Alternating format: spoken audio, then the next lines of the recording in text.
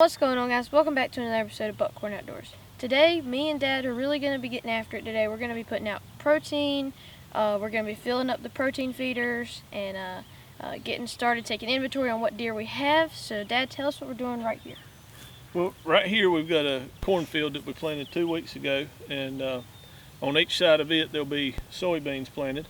And they're planted for the deer, but we'll harvest them as well. We'll harvest the corn and the beans, but it's also great for the deer. And we've got protein feeders back here we're going to be filling up today. You got some minerals we're going to be putting out. We've got alfalfa, probably 700 yards that way. So, I always say a deer that lives on our place is the luckiest deer in the world because they got plenty to eat. Yeah. We work hard taking care of them. So today, as we're going around the farm filling up feeders, putting up cameras, putting out minerals, we'll show you a little bit of what we do.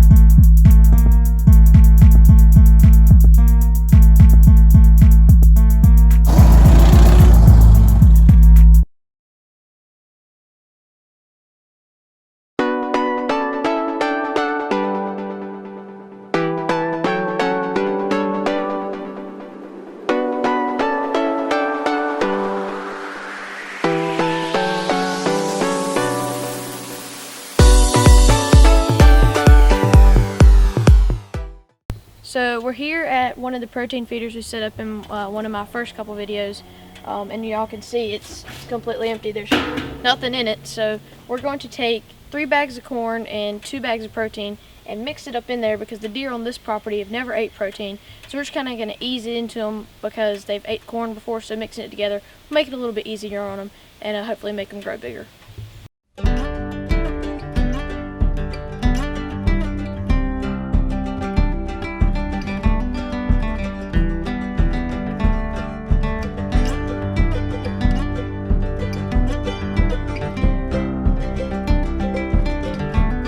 One thing I've never done that I'm going to try is we're just going to take just a little Lucky Buck.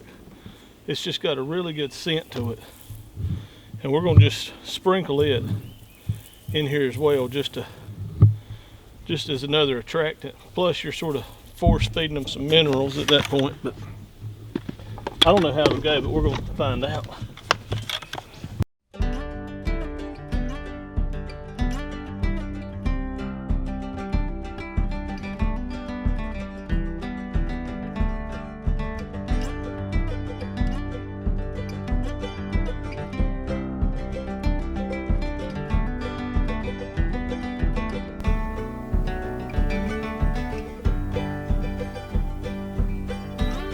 Okay, so what we've got over here, what Dad's doing, is we have a mineral block right there, and Dad is spraying some scent attractant for, Come here, deer.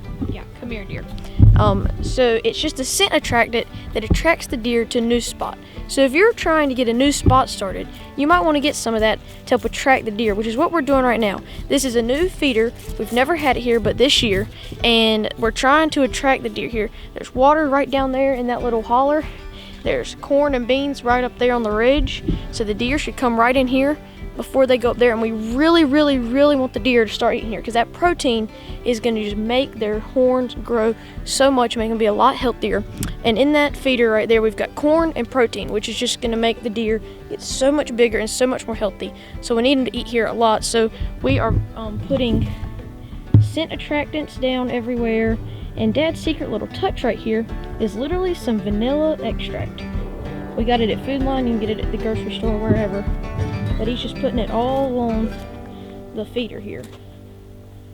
Just a drop or two. Yeah, just a couple drops. Not much. Just all in the little holes.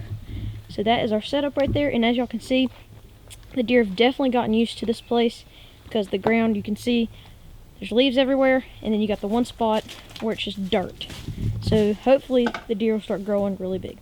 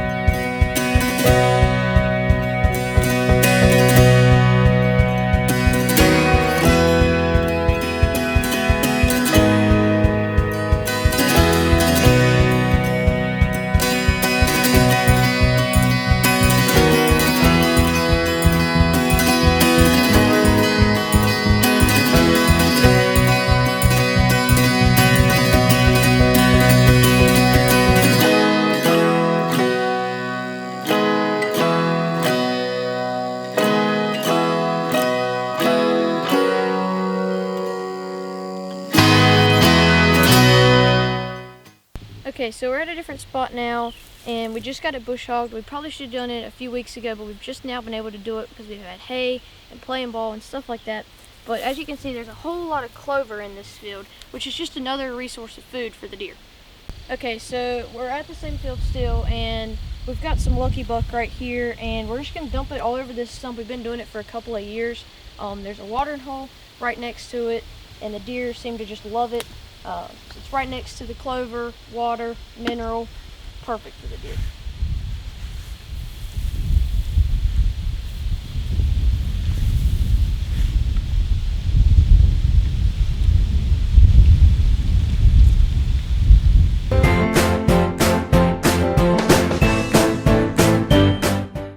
Okay, so we're at another feeder right here, and this one pretty much runs all the time, and there is right there is what's going to be beans. There's going to be beans right there, and there's going to be corn over there.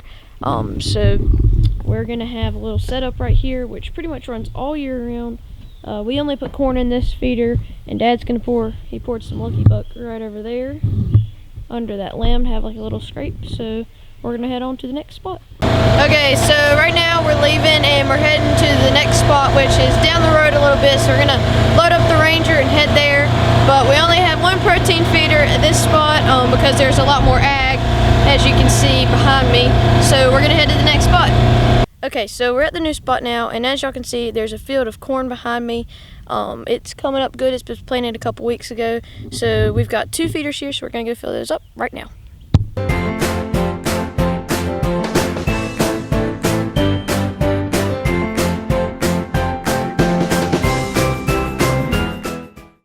Okay, so we're at the feeder right here now, and we're just going to start mixing it like we did the last one.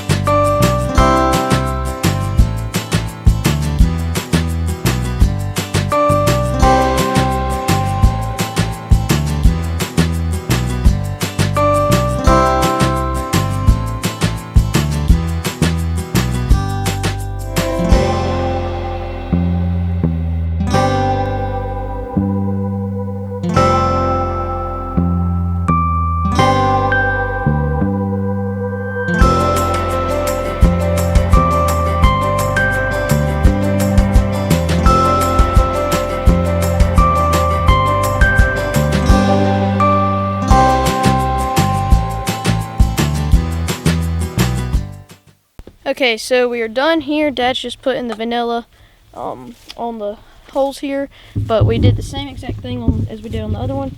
We got some mineral down there, and we mixed up corn and protein in the feeder there. So now we're just gonna head to the next spot.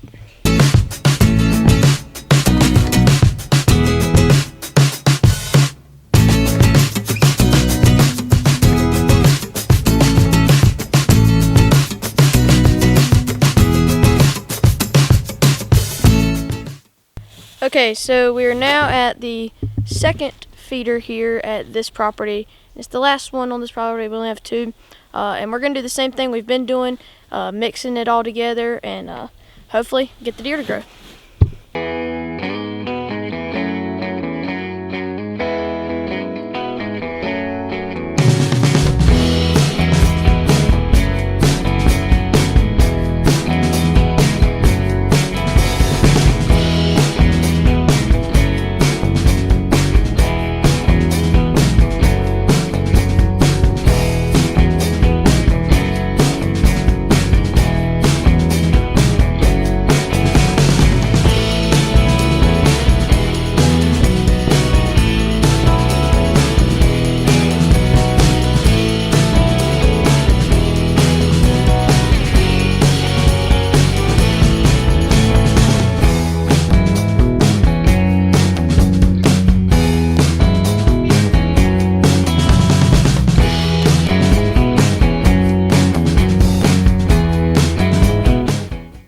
Okay, so we are at spot number 3 now, which is the final one of the day, and we've got another feeder right there behind us, and we put this protein feeder here like 16, 17 years ago. I mean, I'm not even that old, but as you can see, the deer just absolutely kill it by looking at the ground. I mean, it has just been wore flat out. There's some roots over here that we will pour like Lucky Buck on and stuff. Just a little mineral site. You can see the deer have wore it out too. So we're just gonna do the same thing that we have been doing, except we're not gonna mix it this time. We're just gonna put straight protein, because that's what we've been doing here. They're used to it already, so we don't have to mix it. Yeah, we're not putting out any of the scents or anything, just straight protein and mineral because they're already used to it. So let's roll the time lapse.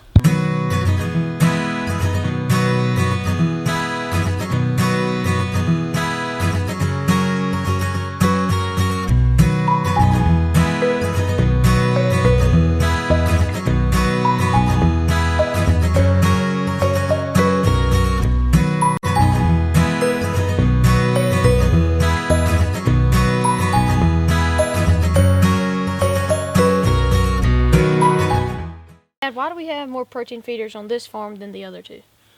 Well, this farm's mainly woods. It's a real forested landscape. So I think the biggest field here might be 5 acres, and there's just maybe 3% of this property's fields, and the rest is either oak forest or planted pines. So we can't do just a whole lot. I mean, we plant the food plots, but we can't provide near the nutrition with food plots on this property that we can the other two, because they've just got more open ground. And the protein is expensive, but if you figure in planting food plots and them getting ate down in a few weeks, or army worms coming in or whatnot, we just don't have the diversity. So with such less amount of agriculture, the protein has made the biggest difference in anything we've ever done when we started feeding it 16 or 17 years ago. And now they've become pretty dependent on it. Good to know. Okay, so we are at the next protein feeder here on the 3rd spot. It's the second to the last one, and Dad's working on filling it up right now. So we're just going to do another time lapse on filling this one up.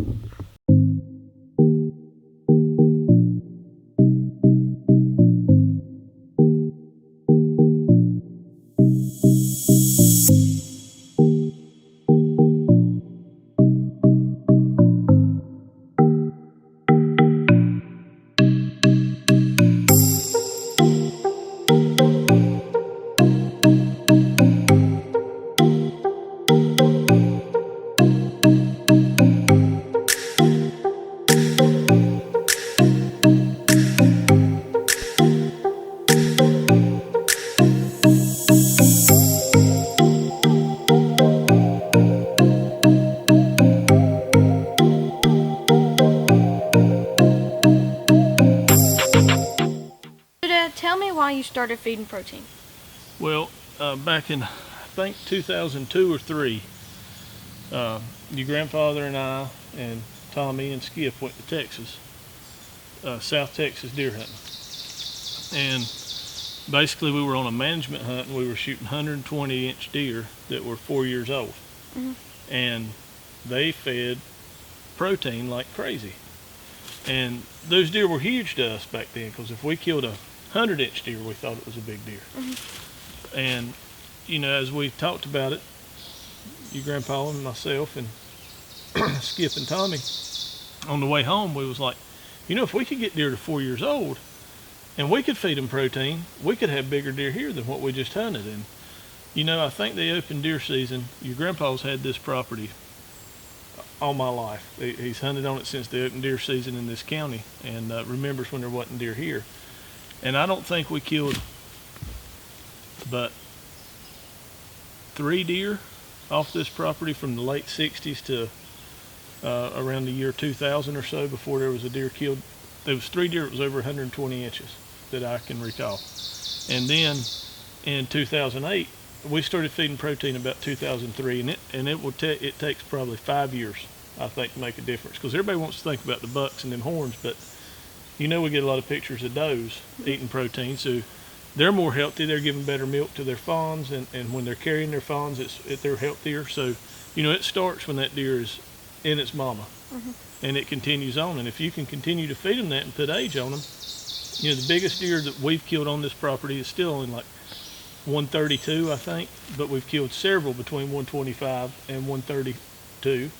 And our neighbor, Kyle, 2 of the last 3 years, he's shot deer that we've watched eat protein for 4 or 5 years. And we're not mad at Kyle. We're not upset or jealous. We're tickled to have good neighbors, because we've got several good neighbors around us now that are all feeding protein. And Kyle killed one that was 144, and then he killed Palmer that was 150. And that's just the luck of the draw. We don't own these deer.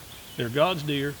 They're in the wild. We're just trying to help them and make the most of it and get them as big as we can get them. So that's how the whole protein thing started. And hands down is by far, I think, done more for body weight and antler mass and tine length and stickers and kickers than anything we've ever done. So Making cool deer. it makes cool deer.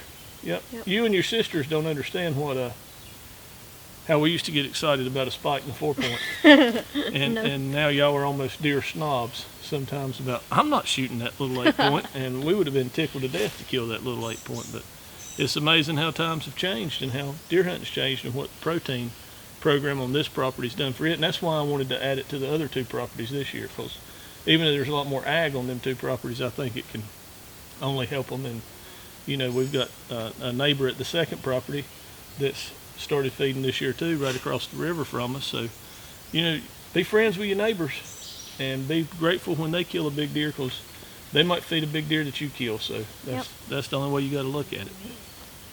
Okay, so we're at the 3rd and final spot of the day. It's here in literally the middle of the woods, as y'all can tell. It's right there, and you can tell the deer have absolutely worn it out by how much the ground, you can tell the ground really worn out. So we're just going to put down some minerals, fill it up with protein, and we're done for the day.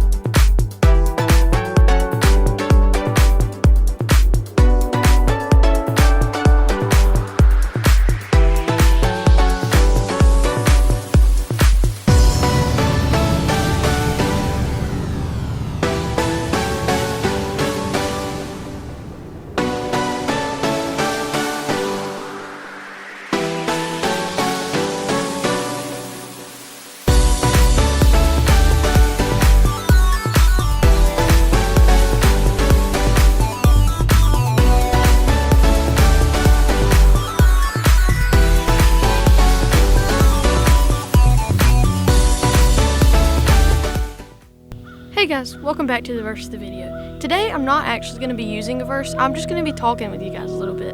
So in the video we were putting out protein and minerals and all these things that deer don't see. It's kind of like being behind the scenes. Well, sometimes God works behind the scenes. We might not see him working, but he's always working. He's always trying to help us. So when you're down and you don't think, oh, God's not doing anything for me, he really is. It's just behind the scenes. Hope you guys like this episode of Buckhorn Outdoors. Make sure to like, subscribe, and leave a comment down below on what you want me to do next. I'll catch you on the next one.